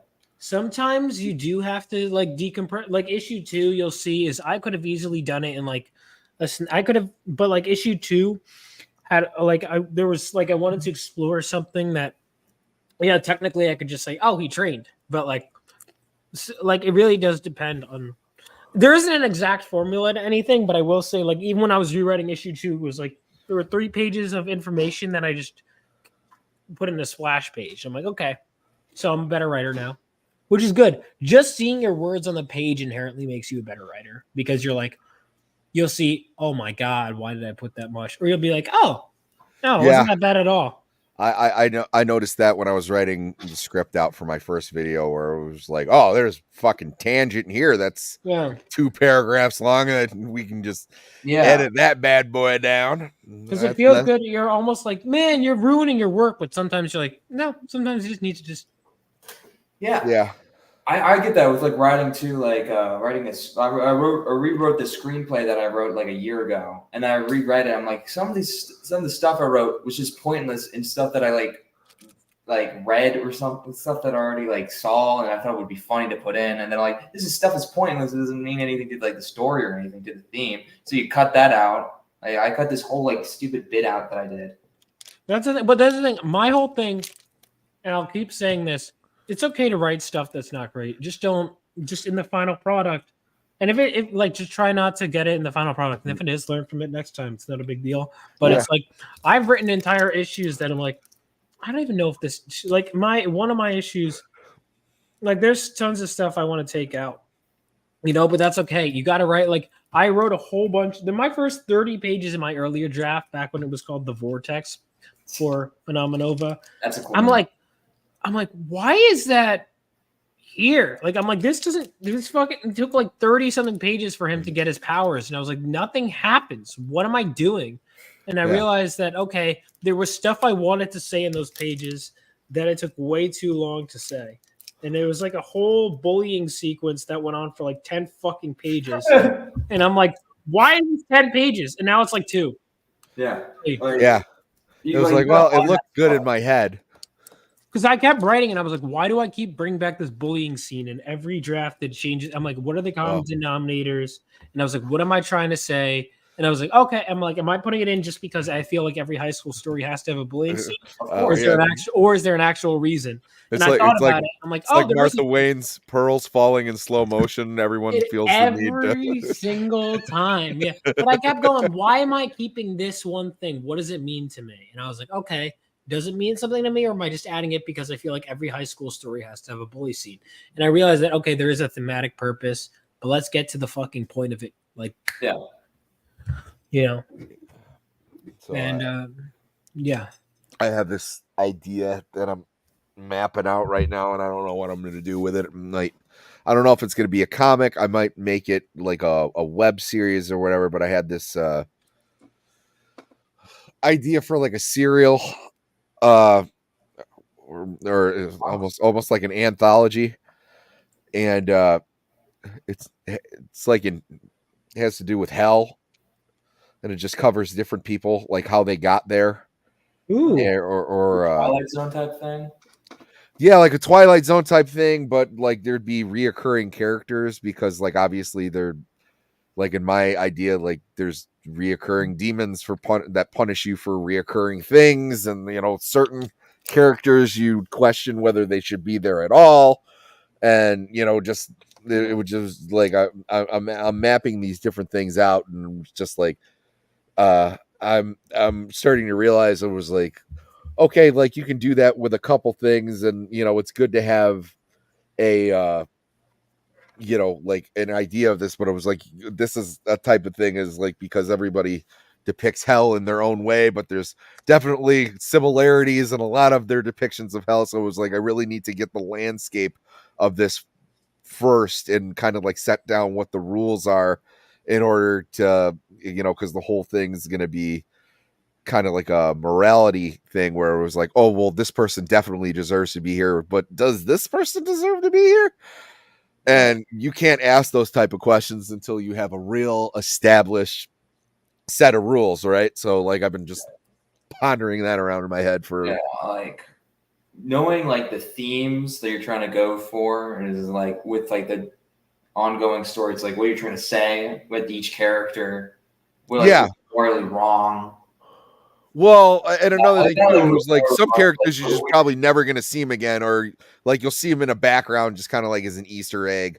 Yeah, or, you know, but but like the main character itself is probably just hell.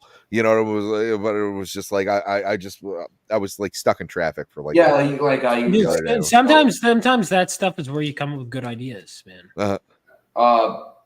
Like sometimes you got to think of like you can't like with your the story that you're trying to try and answer a question like that. Like the whole story is trying to answer the question: do they deserve to be in hell? Like what's hell? That's and like, you can, like develop that into like the serial. Like, so I saw, I think it was an episode of The Outer Limits, and it was basically there was like this angry hippie who like wraps his car around something. I guess he was like a bad guy. He did a bunch of drugs, and then he goes and he doesn't realize he's dead, but like he eventually by the end of the episode he realizes he's dead. Yeah, and so he gets into this, and it's like this old. It looks like the out or like the inside before you get into the restaurant of like a fucking Cracker Barrel, right? Like, it was just like a bunch of old school like novelty shit, and he was like, well, this is dumb, this is stupid, and then he was like, and then he said, there's a guy in a rocking chair like telling stories and shit, and he was like, okay, I really fucking hate this. And then he's like, oh, but thank God there's like a huge stack of like vinyl records, and he's like, all right, let's throw something on, and it's all just like 20s music, and he's like a 60s hipster. He's like, ah, man, I don't want to listen to this shit. And then like the devil appears, and he's like, I'm in hell, and he realizes he's in hell, and he's like, yeah, but funny enough, this is somebody else's heaven. And I was like, oh, all right, that's interesting that you can play around with that. Yeah. That reminds me of like that Twilight episode where the guy's in the casino, and he keeps on winning. Yeah.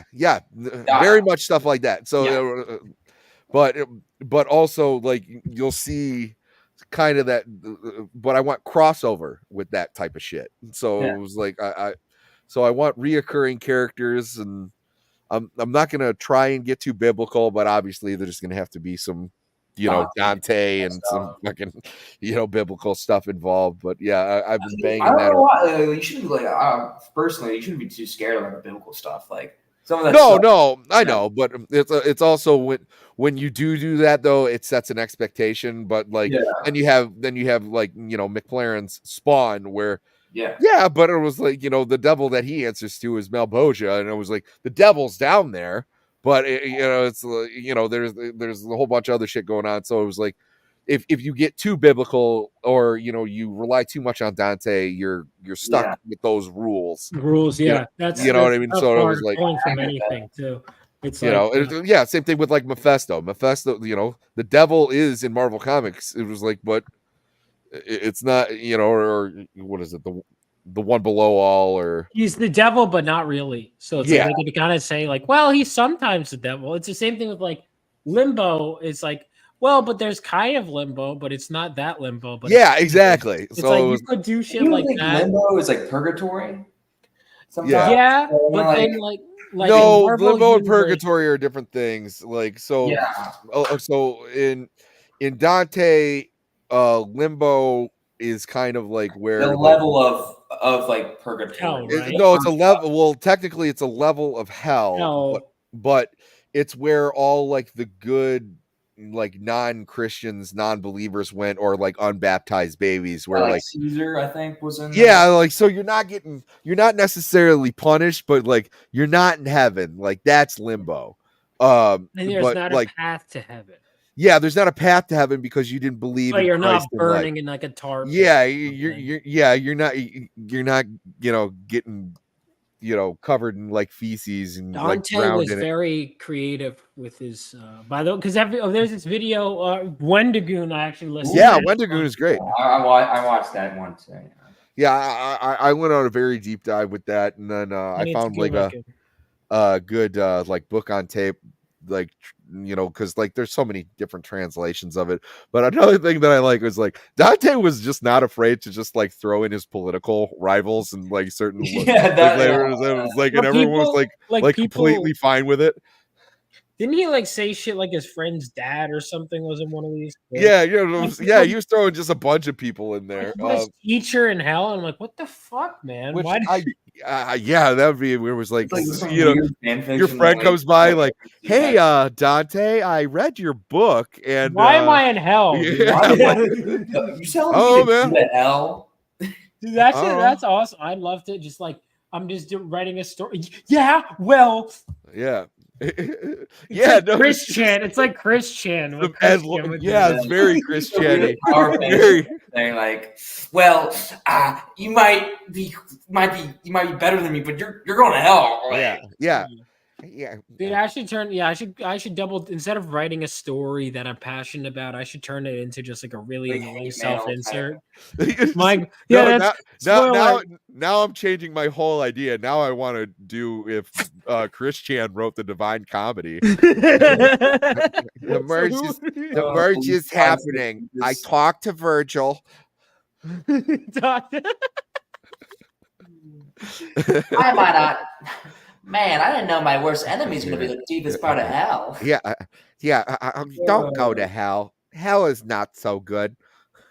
It'll be like Mary Lee Walsh is in hell. Who's going to be the lowest part of hell? I'm going to say Blue Spike's going to be the lowest. Michael Snyder. No, Michael Snyder is definitely is.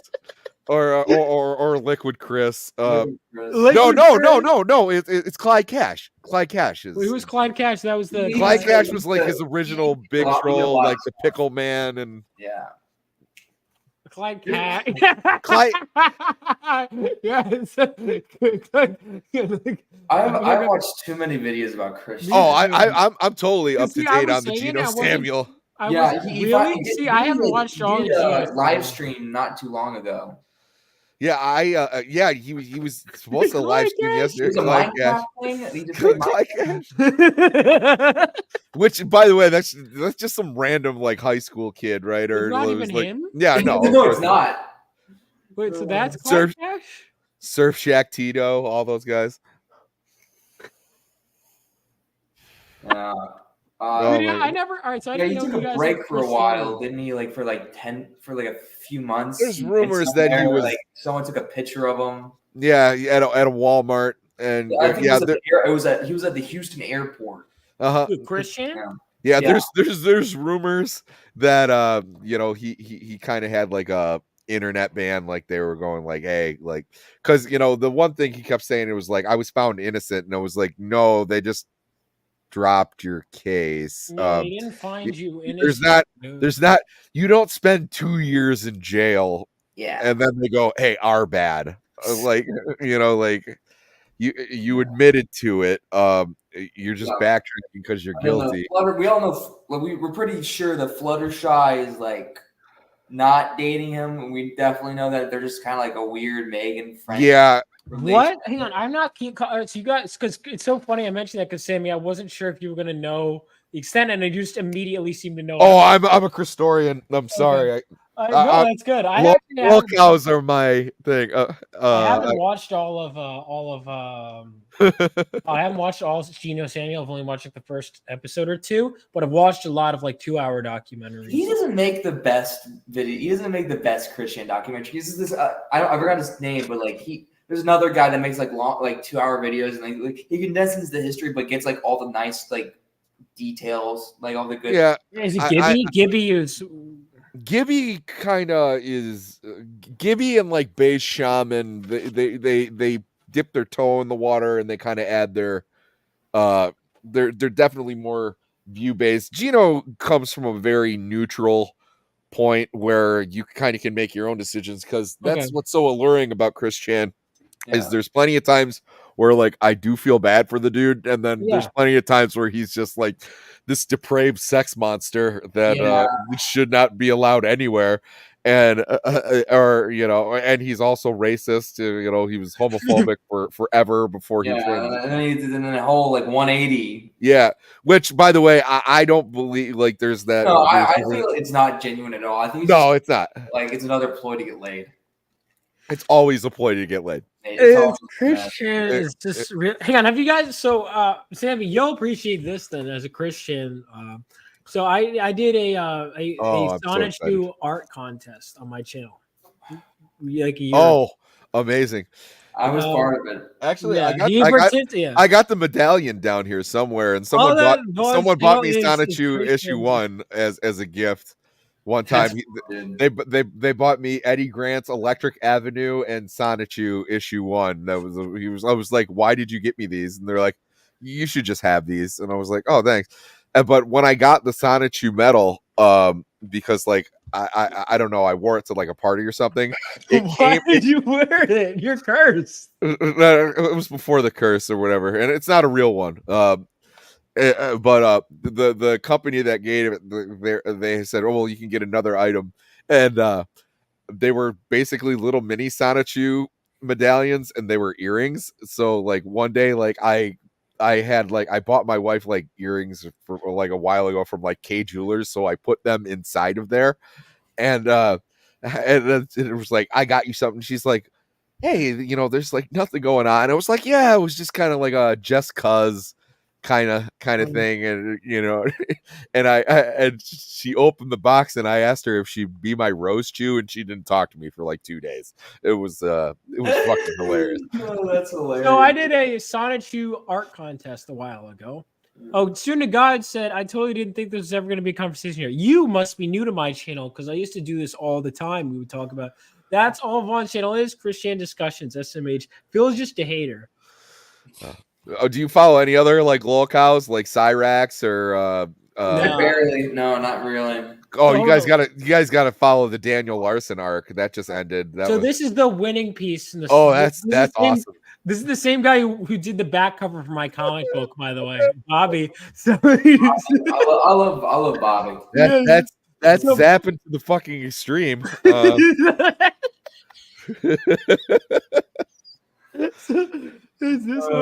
This one is the second place.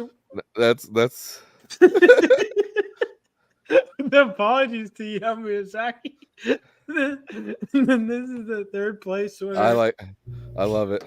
Hang on, there's more. Here's another one. Oh, dude, that was holy shit. These are all from my art contest. Hold on, let's see. There was some more. This one was fucking gross. I feel bad. Like, do you think the guy who invented Sonic the Hedgehog had any idea that like his little furry blue character would have made the most like depraved section of the internet? Like, no. Then there's one right here. His nips pierced. I had a lot of. Oh, this is Jules. Oh wait, this is, that was Jules. Yeah, Jules. So did this one. I think. Yeah, those are all the submissions in my Sonichu art contest. Well, that is just chef's kiss. No, I don't follow other lolcows really. You should give Daniel Larson a try. Larson. Yeah, Daniel Larson. He just got arrested for making. He just got arrested by the FBI for making like threats to like. No, Larson. Larson. No. For making threats against who? Like basically threatening to like blow up government buildings. So he's also a challenged individual, and then there's another one called bad for him though. Because I don't know why, I just feel more bad for him, and I can't watch it. I don't, because like he also has proven himself time and time again just to be an awful person. It scares me though. Yeah, no, he does. It was like, but he actually was homeless and like walking around. He just doesn't know how to stop live streaming. Yeah, Dark Cobra. No, yeah. He's disgusting. Cyrax is another one. The Goblin of what is it? Something Ohio. But none of them have the charm that Chris Chan does. No, they don't. They're not as oblivious. They're just like, it's just a little more sad for some reason. I don't know why. I saw a video and I cannot find it anymore for the life of me because they always have like Chris Chan the bad ending, Chris Chan like the good ending. Yes. Okay, so I love this video so much. Okay, so I saw one the other day and I wish I would have saved it. And it's basically, you know, he's always drawing those crazy ass drawings of where it's like all of his original characters when they're just basically fucking recolors. Yeah. And you know, like Peter Griffin and President Lisa Simpson and all this stuff, and he's like surrounded by them, and then it just starts playing the ending theme song from The Shining.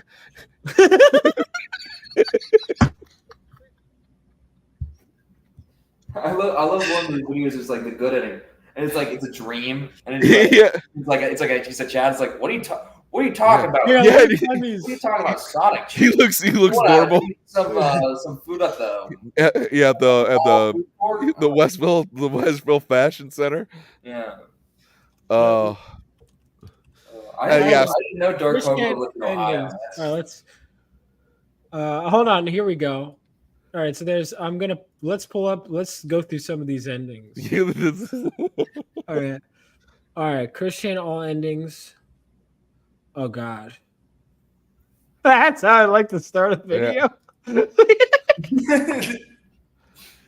Oh boy. You got to play the Guts theme. The internet's interest in Chris quickly dies and people forget about him. Chris eventually leaves the internet and his fate is left unknown. Early on, the internet forms a dedicated group to get Chris and his mother help. Chris and his mother are taken care of both mentally and physically. She was taken care of physically, all right. Well, that would have to rely on Chris not making bad decisions. Yeah. Bad ending. Chris's delusions lead him to do unspeakable sexual acts to his mother. He is eventually taken into custody as his mother's left hospital. See, that would never happen. Yeah. Now I want to know when this came out. He's not that bad. No, this had to have come out after. There's no way, because no one saw that one coming, right? No one saw that one coming. That's why it's so like legendary. That's why it's I mean, Chris Chan did what? I mean that made like the regular what's the worst news. part? I think that happened on the map, dude. Baller ending. Chris Chan, his laughing stop, makes a video where he tells the internet they should be ashamed. The trolls on the internet see this and realize their wrongdoings. Chris leaves and continues on to have many wives. Yeah. Yes, I got what I deserve. The true ending. Chris's mother passes in and is a wake-up call for him. True ending. The internet finally pushes him into checking into a mental institution. Years pass and he is more capable citizen, lives out his days unnoticed. That's bullshit. He ain't going anywhere where he can't take his Lego. You know, that is not happening. The most long continuing thing about Chris Chan is like he always has. Holy shit! Chris pushed to his limit and becomes a mass murderer. Oh my god! Now I see why I got a warning on this video. I hope we don't get. Well, personally, that would be great. I don't think Chris Chan has it in him to shoot guns. I don't know. I don't think so. Yeah, I don't even think he'd be allowed to like own a gun. I don't think he legally would be allowed. He shouldn't be allowed to own a gun. I don't. But I'm very pro gun. Yeah, I'm very pro gun, but I'm not pro Christian with a gun. I mean, he lost his shit over they changed the color of Sonic the Hedgehog's arm. Dude, can you fucking imagine if he, instead of having pepper spray, if he fucking had a gun? Dude, he would go on a shooting spree every time a voice actor from My Little Pony blocks him, which is often. His arms were supposed to be tan. Don't call anybody. I'm gonna shoot you.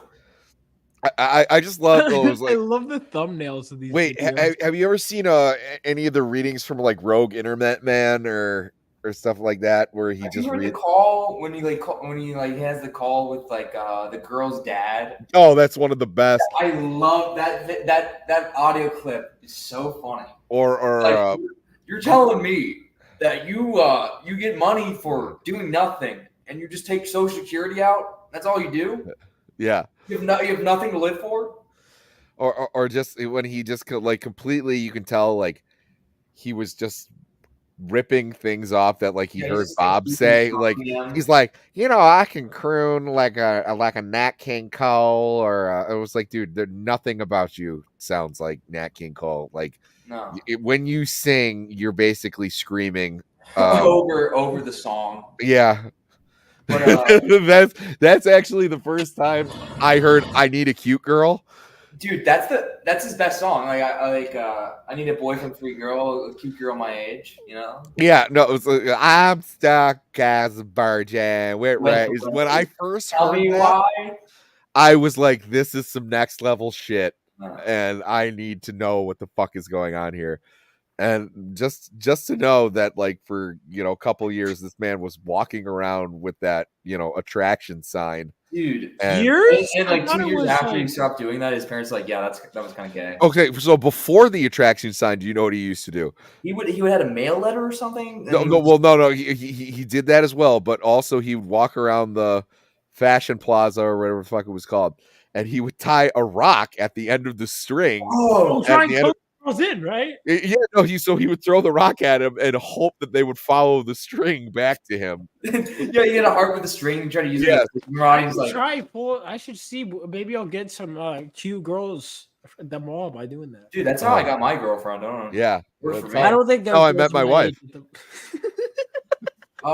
But later on, so what does your wife think? That thing like every Friday it was like a music festival type thing, and he would just like look girls through his like 3DS or stuff. Oh yeah. Out. Or he would like set up his was it a GameCube? It was some sort of Nintendo device at the time, and he would like set up a full setup like in the middle of a Walmart. And that's how like the jerk cops thing got started, because the security guards were going like, and I think it was just like some sort of digital version, because he is pretty decent with computers. Like he programmed during the early 90s. Like he's not totally like, he does have like a CAD degree and everything. I mean, it took him 4 years to get a 2-year degree, but like he was also suspended for a year. But it was like because of the mall incident, correct? Yeah, people surmise that he's like the first Let's Play gamer and stuff like that. I wouldn't say that. Like people say that. I mean, I don't know. It's definitely to say like Christian did that, you know. Yeah, no, he wasn't doing it for that intention, but so like there is a lot of interesting like things on that. But yeah, no, my wife's reaction is anytime like a new like Geno Samuel video drops, and I'll just kind of look at her and go like, "Guess what we're doing tonight?" She'll be like, "God damn it." Too? Oh, she's into it. It was like she's not into it like the way that I'm into it, but it's at this point it's just kind of like watching Shameless, like it's like, oh god, how much worse could it get? All right, because maybe I'll start listening to this again. I don't know, because I never could. I don't know. There's only so much. Have you seen that other YouTuber, the Chris Chan, like psychologist, Sonic? Oh yeah. I've seen some of his like. He's relatively new, which I do enjoy like takes, because speaking of, if anybody is in hopeless need of a diagnosis, it's Christopher Weston Chandler. Yeah. Oh my god, it was just like, there was one time I tried to explain this to my mother. Because like my mom, why would you ever do that? Because like my mom, like she's curious about things, but sometimes, especially when it comes to things on the internet, like she'll hear things, and she asked because she asked about Christian. Well, because it was trending, for a while. Christian did what, and so I had to be like, okay, so there's this autistic dude on the internet. And he's taking countless videos of himself. Like there's arguments that he might be like accidentally the most documented person in history. And she's like, well, that's kind of interesting. And autistic people, they can they can be good at things. They're always like, mom. His parents are like pack rats. Like he actually burnt their house burnt down because like there was so much shit in there. Wild. His father literally died from bug bites. His dad died from bug bites? Well, the Well, like infection. he had cancer, and then like he had Yeah. emergency care because like the bug bites were so bad. Well, the infection wasn't doing him any, but so I'm just giving her. I was like, and then she's just like, well, that sounds terrible, and I was like, well, wait, before you start feeling bad for him, like, he's also like a notorious like sex fiend, and like he's an abuser of women, and so I'm like giving her this whole rundown. It was like. And then she's like, okay, well, now he just I was like, well, he also has the webcomic. And It's so wild. Like, it just never stops. There's like, always something with Christian. That's why there's like big channels there's just been so many channels talking about random parts of his history. No, he's the gift that keeps on giving, for sure. I love that. I love the Alex Jones collab. Oh yeah. That's a good bit of the history that's been lost, but that was a good. Wait, what happened? Alex Jones? Alex Jones, like Christian was talking about how he wanted to kill Donald Trump. Yeah. And then like in news, what is this thing called? InfoWars. He was talking about like how like of like much of a loser he was, or something like that. He was like how like despicable and stupid, like how horrible that something to say like that is, and how he's a stupid liberal. I don't know. Wait, so did they? Oh, but they didn't collab though. They didn't collab though. They didn't collab. It's more of like a mashup. That is because I'd love to see them like sit across from the table from each other. That would be incredible. I would love to see Christian do some male supplements. I would like to see, I would like to see Christian, like heyday Christian meet like present day Christian. Because here's the thing, I have a question. I just don't. I've had this thought multiple times. If I had the chance to interview him, I don't know if I could do it for ethical reasons. No, I couldn't do it because I couldn't keep a straight fucking face. Because like any successful interview with Christian, they have to like kiss his ass a little bit. They really have to, and I can't. If you like go with like the actual facts, he'll just leave. He'll just stop talking. Yeah, like nonverbal is like. Yeah, or he does the. Or someone posed this question online. I read this a couple years back. What if his art teacher just would have said like, "Hey, you can use copyrighted characters"? He wouldn't have invented Sonichu. Oh. And maybe his life might have gone in a different direction because like there's so many. That's just a recolor. You can't. I think that's copyright. I think you should just do that again.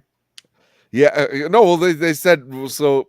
Yeah, exactly. It was like, and if you were going to add that rule, because originally he just wanted to put on the cover of his CD, Sonic the Hedgehog and Pikachu, and they're like, no, you can't have copyrighted characters. They're like, well, what about Sonichu? And it was like, instead of going like, you got me there, and it was like, no, those are obviously two mashed up properties. Chris wouldn't have listened though. Chris would not have listened. And he would have thrown a temper tantrum until he because he already had like a Sonic the Hedgehog recolor. There was the orange one. It was I forgot. Hedgehog boys, right? No, that was Bionic. Bionic, yeah, that was Bionic the Hedgehog. When he was managing the basketball. He said he was managing the basketball team, but he was really the water boy. What about Plautistic? Plautistic. Isn't there a Plautistic plant? It's kind of like saying like, oh, Hitler wouldn't be like Hitler if he like join art school. That's kind of like that. Which I was talking about this with a friend the other day. Some of those paintings got to be out there, right? Like I would love to have that. It was like, oh man, that's a great architecture. It was like, yeah, this is an original Hitler. Original do you think that would make it go? I feel like that would go up in value. It would have to go up, but it was just like. But like, who wants to pay it? Well, yeah, exactly. I was like, I don't want to. I don't want to. Like Christian, I guess. Well, Christian, I feel like people like. Oh, people pay. Like he makes so much money on the streams, dude. He makes like about like. Yeah, because people want to super chat and call him a fucking monster. Yeah, people were like, "How is Barbussy?" Or and he won't read it. There was one I saw the only time. Well, you see it kind of like bleed out every now and then. Where he has like a moment of self-awareness, but this dude, he paid his $5 to $10, however long it was needed to write it down, and he just totally dressed him down and was like, "Dude, you raped your mother, yada." It was like all of this. I saw that clip, and he kind of was just like, he was like, Yeah, he was just like, oh, Chris. Yeah, it was like, then again, it was like, you want to feel bad for the dude, but like, I really started losing respect for him with the Asperchew shit, where it was just like, dude, just give the guy back his fucking character. And he was like, I don't think she would want to go back. And it was like, dude, what are you talking about?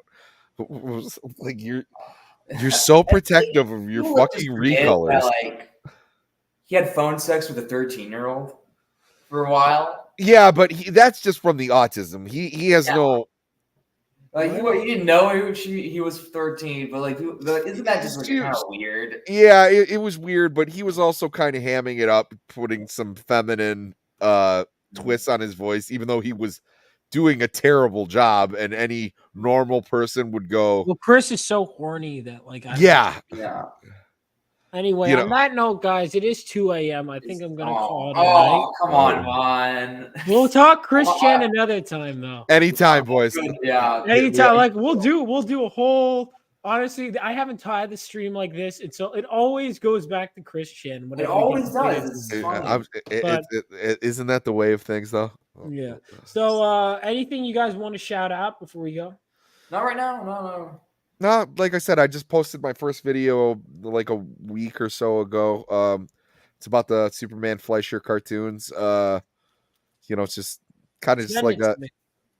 Oh yeah, it's kind of like a love letter, I guess. But other than that, no, I ain't got shit out. Yeah, I also put out a live album, which people were like, they were trying to rip on me on YouTube the other day, like in a argument, and the guy's like, is this your grift? And I was like, be a terrible grift considering I put it on YouTube for free. Later, dudes. All right, see you soon to God. All right, and thank you guys so much. All right, I'm gonna play the video. No need to stay afterwards. I'm just gonna head to bed. But make sure to back Phenomenova if you haven't already. Check out the latest cover. Check out the Indiegogo. Will you back it? Macaroons. Thank you so much. And check out the newest variant cover, guys. Check out the Indiegogo. Check out the Kickstarter. Whatever you decide to back at, however you decide to back it, the money is green. Thank you so much for your support. Share it out. See you guys next time. Peace out.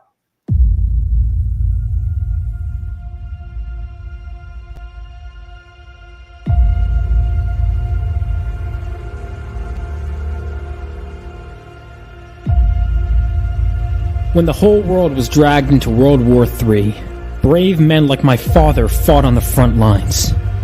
And they weren't alone. That was 20 years ago.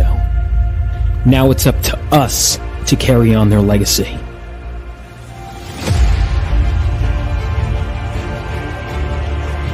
And every so often, the earth from which we come gives way for something new. Something greater to be born, and with them, even greater threats to face.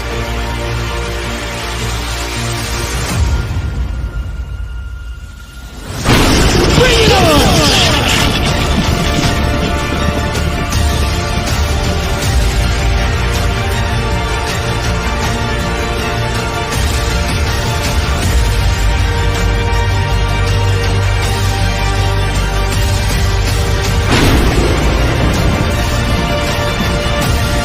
Phenomenova.